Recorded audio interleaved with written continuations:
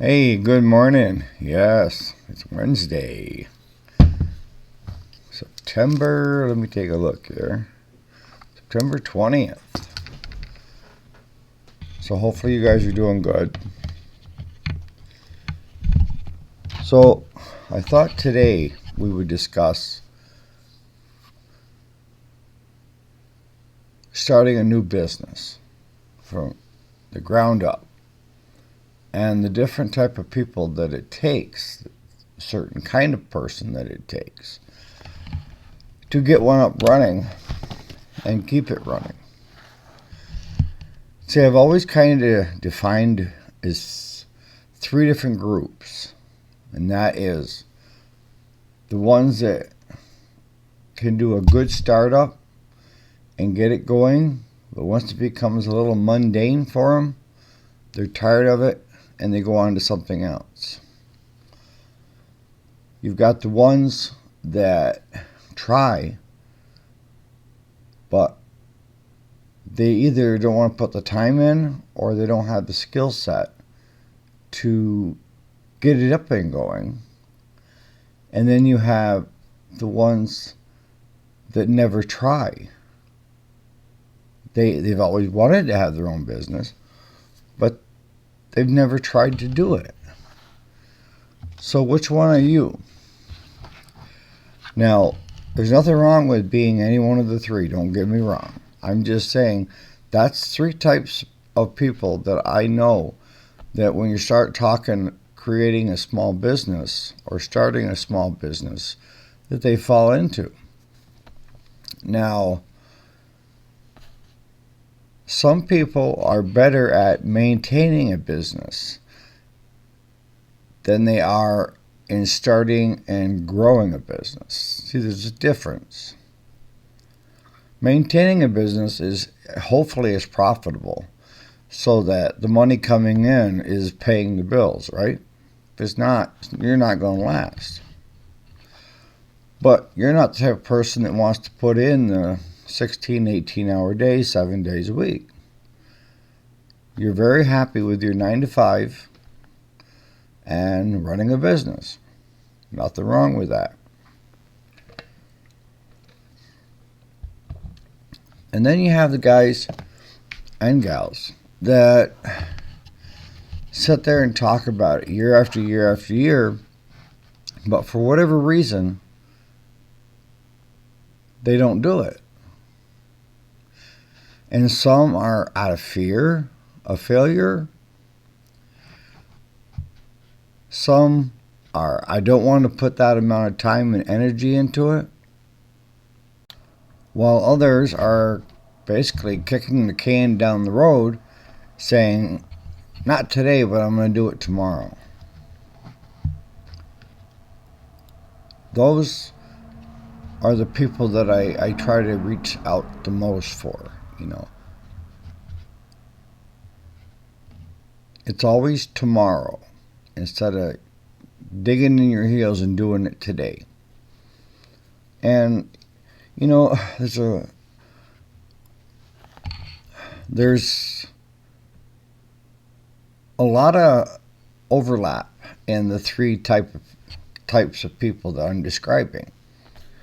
And for the guy that's starting out and he's good at starting a business from the ground up, he's willing to put the time in and the effort that it takes to say that he doesn't fear things would be wrong as well. Because his biggest fear is failure. So he keeps pushing. And when I say he, it's she, it's it, it's whomever. Okay, so let's start working from left to right. For you guys out there that have always wanted to start a business, but you keep kicking the can down the road and trying to decide when the right time is, when the kids get older, when this, when that, when we got this, you need to stop making excuses of why you can't do it and start finding reasons why you can. Seriously. There's a lot of people in that group that would be very successful at starting small businesses. But for whatever reason, and each person has their own reason, they never attempt it. And I've always been the type of person that I don't want to look back on my life and have regrets. So I always try to live today to its fullest, because there may not be a tomorrow. Tomorrow may never come for you. You have to decide for you. Are you going to do it or are you not? Instead of finding reasons not to, you need to sit down with a pen and paper and write down reasons too. You know, a lot of it is they're not scared of the hard work.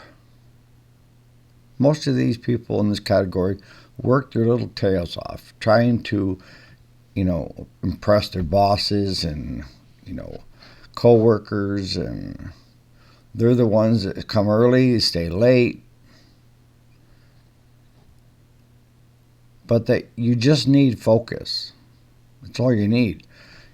What you want to do when it comes to a small business startup and get it up and going it's all it is. It's defining your focus so that you're looking at what actually you want to accomplish.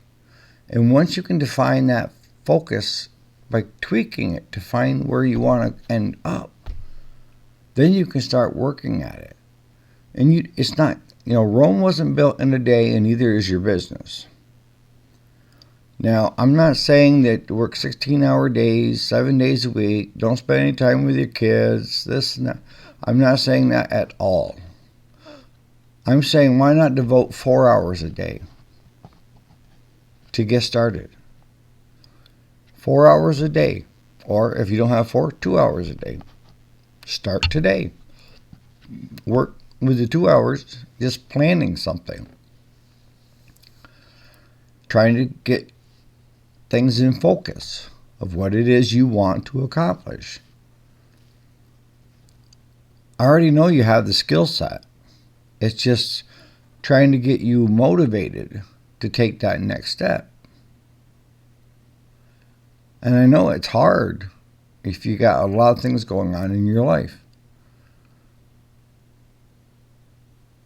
But if it's really that important and worth doing, isn't it worth putting in the time?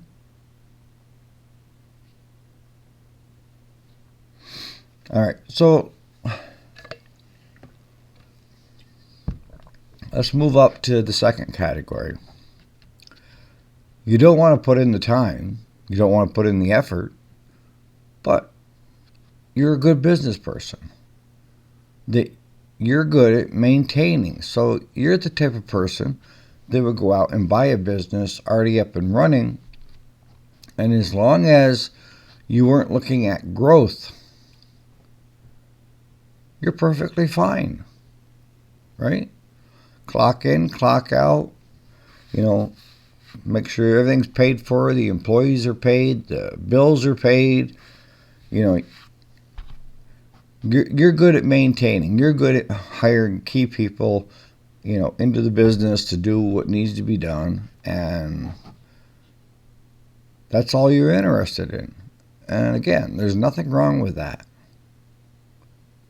And actually, the number one slot needs you, honestly. Because the number one slot is the guy that's willing to put in the time and the effort, and it's a challenge for him or her. So they can focus quick, and they see their end goal, and they've already set short-term goals, and they're banging it out, and they're going, and it's growing, and it's growing, and it starts to do very well. But it's kind of come to the peak in that person's eye. And that's the worst thing for that person, because once it becomes a peak, then there's really no challenge to go after with all the time and energy you're willing to put to it. So for that guy or gal, their best advice I can give them, if they're great at doing startups but not maintaining, you need to hire somebody that's good at maintaining out of the group too, so that you can find another startup to do. See, for most of us, it's the challenge. It doesn't matter, for me, it doesn't matter what I'm trying to sell or what I'm trying to do. The same blueprint is going to work. Some may take a little longer than others. So if the three groups are working together, you got the guy that can start up, get it up and going. Second group is the maintaining, nothing more. Third group is usually working for the first and second group, wishing that they were starting their own business. But they're just doing whatever they have to for a 40-hour week or a little bit of overtime.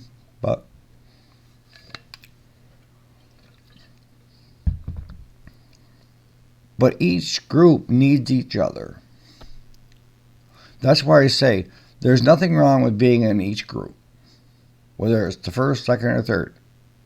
There's nothing wrong with it, unless you look back and you start having regrets of not doing something in your life that you wished you would have done. As you get older, it's called a bucket list of things that you wished you could have done but hadn't done yet. And that could be, simply jumping out of perfectly good airplanes. But what I want you to understand is that as I'm talking,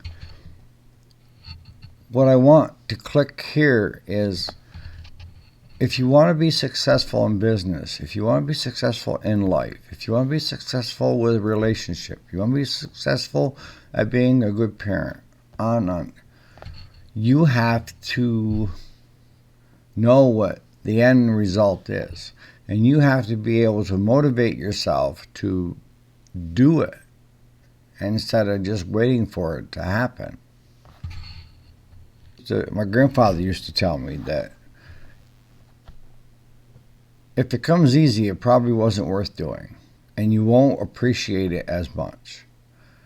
And it's kind of like the rich kids' parents, of the parents buying the kid a brand new car, and he doesn't appreciate it like maybe you and I, where we had to go out and work a lot of hours mowing yards, what have you, to save up the money to buy the old Dodge Dart.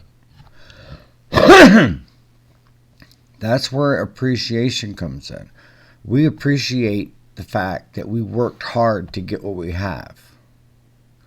Whereas the rich kid, I'm just in generics, the rich kid gets a brand new Lamborghini, and second night out, a little high on a couple lines of coke, and totals it. The parents bail him out, patch him up.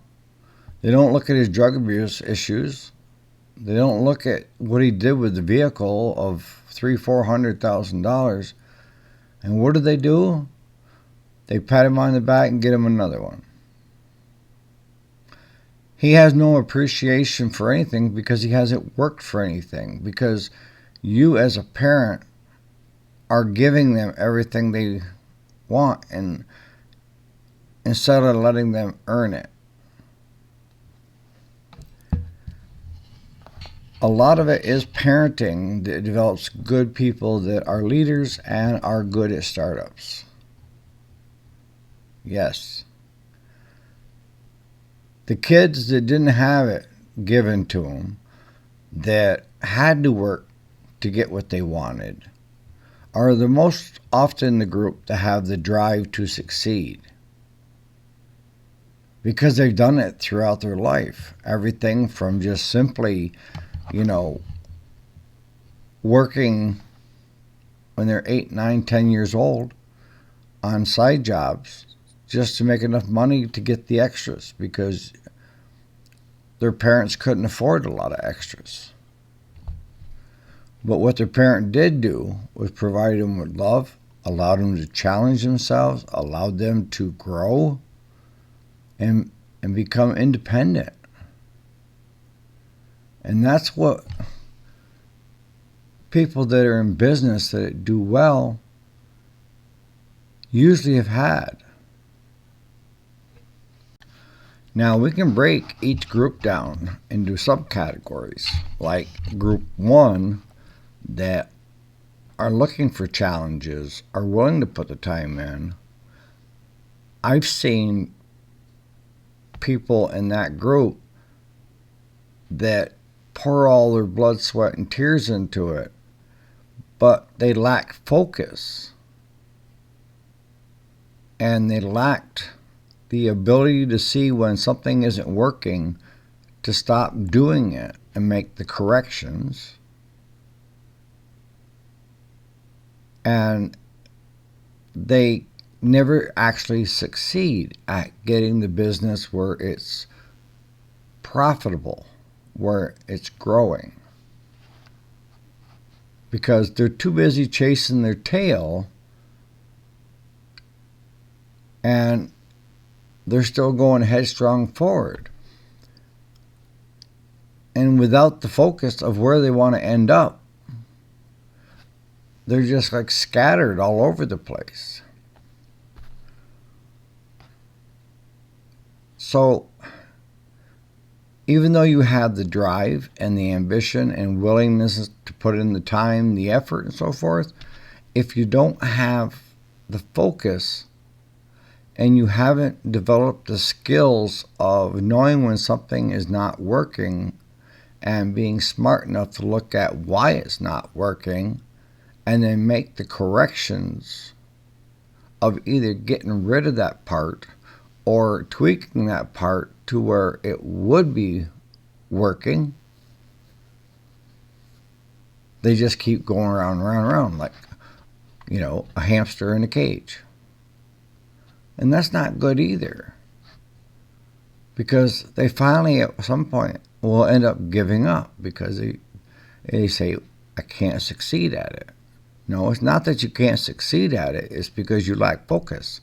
And if you can get some focus, get it well defined, and have short-term and long-term goals, like a roadmap of how to get from A to B, you could be successful.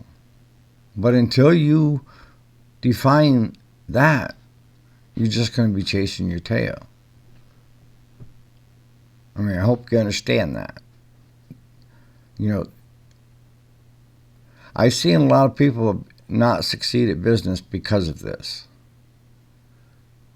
I mean, they have every good intention, but good intention does not get you to your end result. It's knowing where you're at and where you need to be and learning from your mistakes. Because I'm telling you right now, when you're doing a startup, you're going to make mistakes. And a college professor told me one time, he said that think of it like tuition, because he never went to college. He was in business all his life and worked his way up the ranks. And he told me, he said, you're going to make mistakes in business. And you want to capitalize on the good stuff, and focus on what went wrong with the bad stuff. And think of it as, instead of going to college, as part of your tuition, that as long as you learn from it, so you're not repeating it, then it was well spent. I know some of you are going to say, well, if somebody lost like 8 grand on a certain sector or something like that of their business model, that's terrible. I don't know. I know a lot of people that spend 50, 100, $300,000 on a 4-year degree per semester and call it a good thing. So something I've been mulling around about, and I'll ask you guys, see if it's something that you guys would be interested in, is doing a 2, 3, or 4-part series on from start to finish of where to start, how to make it grow, get it profitable, and then decide what you want to do with it. See, for me, I don't care what it is. I don't care what it is that you want to do, whether it's you want to start selling online, you want to start a craft business, you want to start a motorcycle repair shop, it doesn't matter, because all the principles apply to any startup. I know that I can take any business, as long as it's a challenge, and take it from the ground up and make it profitable. See, I'm in that group A, or the first group. I love a challenge, and that will, I have the drive and willingness to do it, and I know that I can succeed, and I know I'm going to make mistakes, and I'm going to capitalize on those mistakes by learning quickly what works and what doesn't work. And we could do in this, because you can't do it all in one video. It would be too much information. But we could start right from the very beginning, and I'll let you guys decide, if you want, what business you want me to focus on, and show you how I would do it. Because what I'm trying to get across to you guys is, once you've done it, you can repeat those things that you did to become successful and do it in any other way. And it kind of reminds me of, what the hell is that show where the guy, he's a billionaire and he goes to a town that nobody knows him, and he tries to take it from the ground up, start a new business, make it successful. I'll think of it here pretty quick. But, I mean, that's me. That's me, and I can sit down with anybody and show them how to make that business successful. And I can work with them through the steps. But unless they have the drive, the motivation, and the willingness to put the time in, like I would, then they will never succeed. So I can give somebody a step-by-step how to do it. But if you can't take the first step and you don't have the willingness or the time to put into it, then is it really worth doing?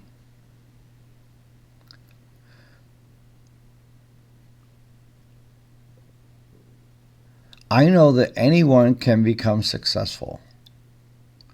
And the plan that I would have in place of how to start up a new business could be how to have a better relationship with someone. Could be how to become a better parent. Could be anything of your choosing. The same principles apply. Nothing comes easy in life that's worth having. If you want a good relationship, it takes time, it takes energy and focus. Good relationships don't just keep being good with no effort on either part. They become stagnant. And when I hear people say that they fell out of love, no, you didn't fall out of love. You lacked the communication and the skills to go back to what it was when you first met and fell in love, and bring those back to the forefront.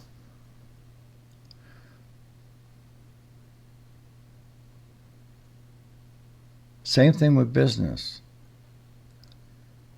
I hear with people that are good at startups, they'll get it up to where it's maintainable, but then they become bored and it's mundane. And they're struggling on what to do next. And a lot of them, if they don't get somebody in there to maintain the business, then it will be closed up in a year or two. Yeah. Because the challenge isn't there.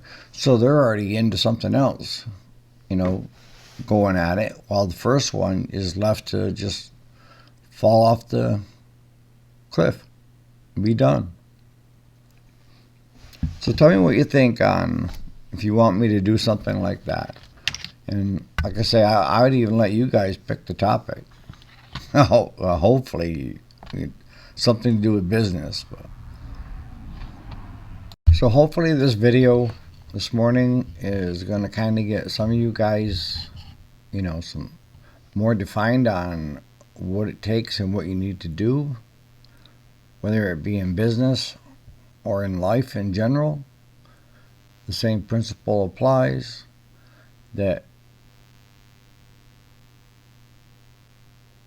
if it comes easy, it's not worth having. Things that are important and worth having take time and energy. Things just don't happen. If left to their own devices, it becomes stagnated and falls apart. And then maybe you're sitting there thinking of, what type of person am I? Am I group 1, group 2, or group 3? And there's nothing wrong with being in any of those groups, as long as you don't have regrets. If you can sit there today and tell me that you're looking back on your life, whether you're 20-year-old, 30-year-old, or 60-year-old like myself, and you say, I have no regrets up to this point, then you're doing it right.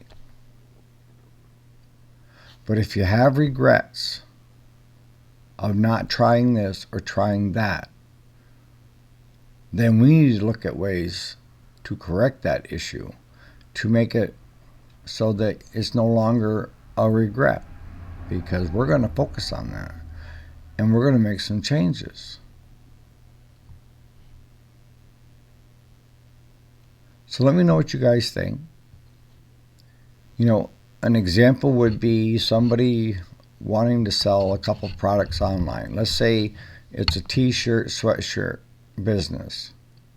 Where would I start? Well, I would start pen and paper, defining what I want to accomplish. My end goal is to have a profitable sales venue for selling t-shirts and sweatshirts online.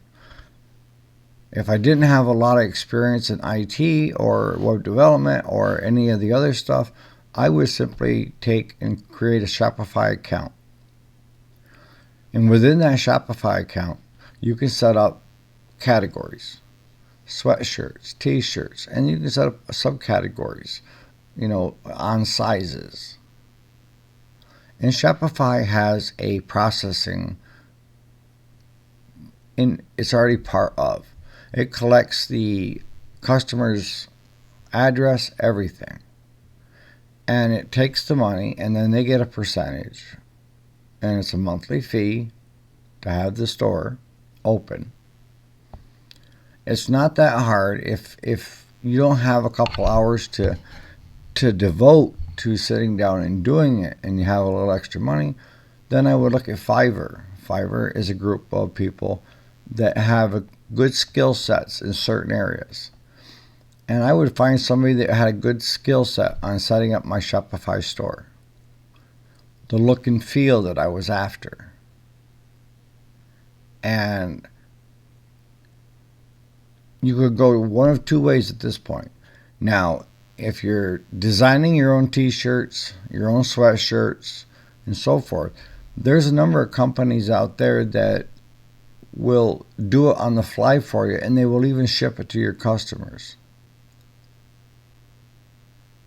Or if you want to be more involved in that process, let's say you have a friend locally that does, the making the t-shirts and sweatshirts like I do. I have a friend that has a business, and he does all of our work clothes, the shirts, the pullovers, the sweatshirts, and so forth, for the farm and the business. I could start with him and his prices and mark it up and figure in the cost of shipping, blah, blah, blah, and have that, take pictures, get them online, give it to the guy that's doing from Fiverr, that's doing my Shopify store. But that's only part of it, because now I've got the Shopify store up, I've got my inventory in it, I've got the look and feel that I want, but I don't have any customers. How do I get customers? Okay, it comes back to time. Do you have the time to put into it to get customers coming through the door, or do you need to hire somebody that's a social media person from Fiverr or any other of the employment places? I'm trying to think of the other one that I use, or you can just simply hire someone from overseas that has a skill set. But you see, I'm doing it in stages. I'm trying to make sure that I have everything in place as I'm going. And the biggest misnomer that most people have about selling online is, if I put my wares online, then everybody will want it and I won't have enough inventory. I got news for you. Ain't going to happen that way. There may be a few lucky people that do that, but no, you need to spend time, whether it's on Facebook, whether it's in groups, whether it's TikTok, whether it's Snapchat, whether it's YouTube, what have you. There's so many different venues that you have to get word out about what you're selling, your wares. Again, it comes down to time. Do you have the time to do it, or do you need to hire somebody that already has the skill set to do it, to work with you, to get it to the next step, and the next step, and the next step? All right, so on that note, guys, you guys have a great Wednesday. Tomorrow, I'm going to try to get in here early enough. This morning I got up at 4, so I have plenty of time today to work on this and come up with ideas. Tomorrow we're on a road trip, and the road trip is, for us, it's about 120 miles. One of our customers, he's from Arizona, we're from New York, and he owns a piece of property up on Lake Champlain, and he buys tractors online through auctions, everything else, and sends them to that property. And he's been a good customer, and what we put in place now is that when he's buying, have it shipped here if we're going to do the repair work on it, and then we'll truck it up instead of going all the way up, trucking it back, getting it fixed, taking it back to him.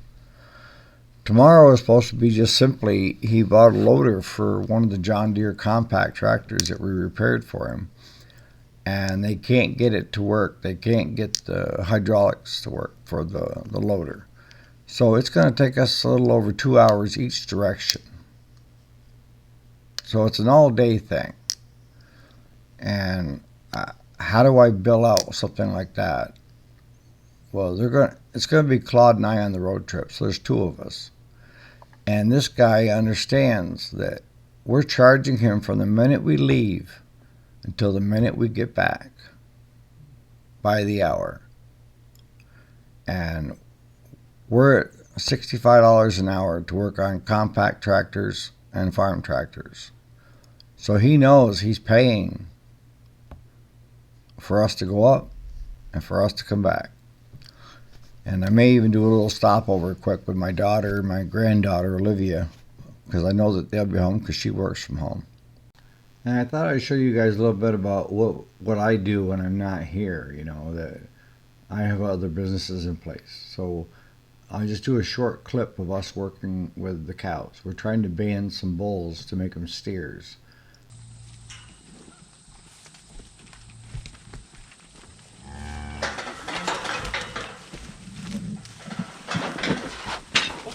That's not good. Get away from you? Yeah, it spun around. As soon as its head was facing the other way, I didn't get in far enough. Yeah. I tried to push it, but yeah. You don't want to try working them too hard to them all the way, so it'll be more than just one little guy. I'm waiting for the big guy. I think it's Stand just right rolling back, Matt. here. Throw a little grain right in the cage there, right in the front.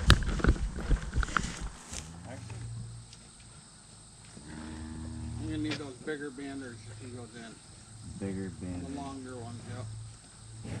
The big A handle little one. bit more. Oh, big handle. It's only up to his neck, There you go. shoulders, And behind. and Tail straight up. Short it back. There you go.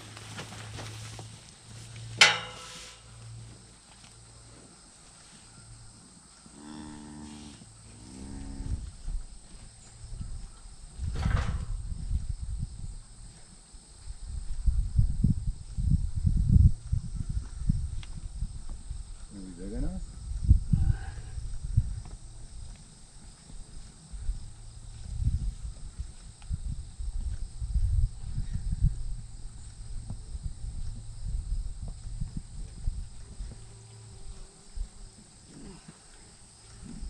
I don't know.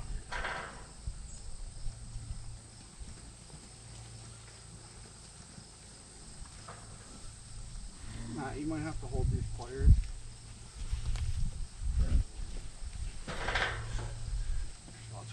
I'll watch it. yeah, it's into the grain now, so. Yeah.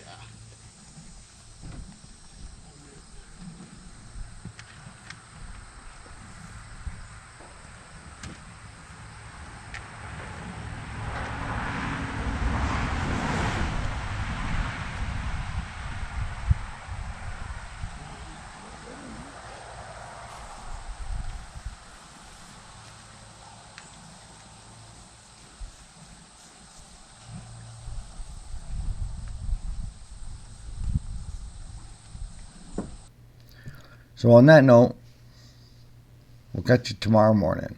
And you guys have a great day. Thanks for watching.